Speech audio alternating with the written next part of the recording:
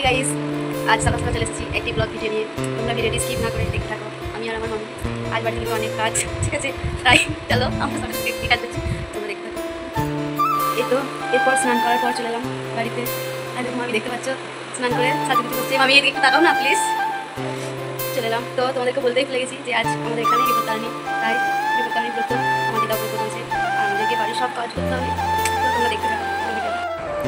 এরপর চলে এলাম আটা মাখতে। এই যে আশীর্বাদ আটা নিয়ে এসে তারপর আটা মাখছি। আমি আটা মাখতে মাখতে একটু পোজ দিয়ে দিলাম।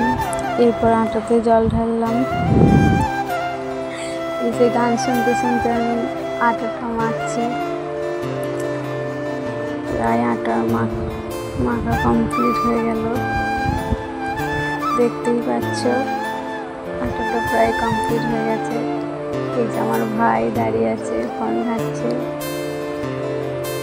ফোন দেখছি।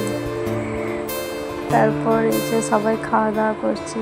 আমি এদিকে লেচিগুলো কেটে নিলাম, তারপরে লেচিগুলো গোল করছি। তারপরে সব হয়ে গেছে, এই যে দেখতেই পাচ্ছ। এরপরে আমি লুচিগুলো বেলতে আরম্ভ করে দিলাম। গান শুনতে শুনতে লুচি দেখতে প্রায় কমপ্লিট হয়ে গেল লুচিগুলো। এই যে দেখতে পাচ্ছ, আমার মামি নিয়ে চলে গেল। এরপর লুচি ছাঁকবে। এই যে চলে এসেছে, কড়াইয়ে তেল ঢালছে। এরপরে তেলটা গরম হলো, লুচিটা দিয়ে দিল। দেখতেই পাচ্ছ লুচি ফুলছে কমপ্লিট।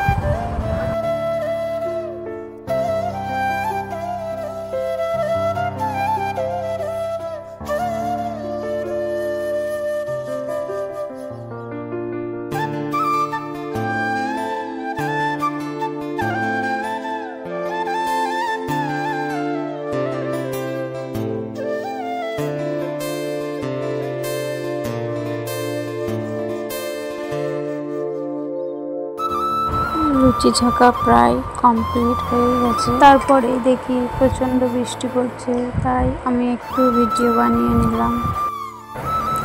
চারিদিকের ওয়েদার খুবই খারাপ, তোমরা দেখতেই পাচ্ছ।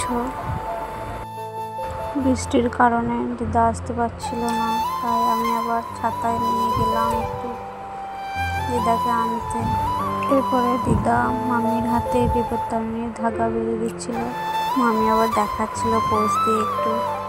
এরপরে তোমরা দেখে নাও আমাদের কী কী আইটেম হয়েছিল।